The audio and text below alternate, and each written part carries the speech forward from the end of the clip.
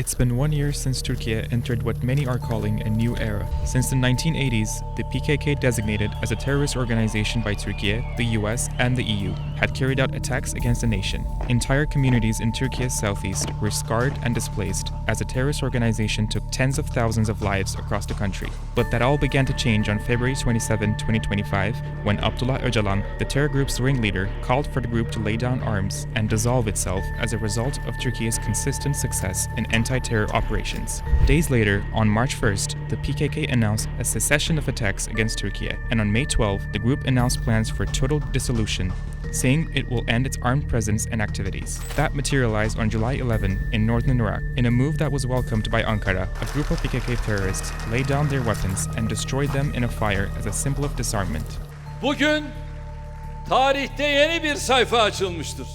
Bugün büyük Türkiye'nin, güçlü Türkiye'nin, Türkiye 100 yılının kapıları ardına kadar aralanmıştır. For Ankara, this watershed moment was a result of years of successful counterterrorism operations, advances in defense technology, and diplomatic pressure. But Turkey didn't stop there. On August 5th, Ankara established a new parliamentary body, the National Solidarity, Brotherhood, and Democracy Committee, tasked with shaping the political and legal framework of the nation's post-terror era.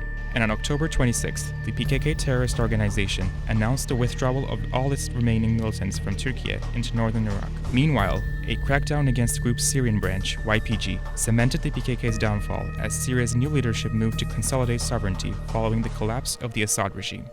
On January 30th, 26, as a comprehensive deal was reached to integrate the YPG into the Syrian army. Over 47 years, the fight against PKK cost Turkey an estimated economic burden of nearly $2 trillion. Now, as the shadow of the terrorist organization wanes, families are returning, homes are being rebuilt, and villages once marked by fear are slowly coming back to life. For Türkiye, a decades-long chapter of pain and bloodshed is finally closing.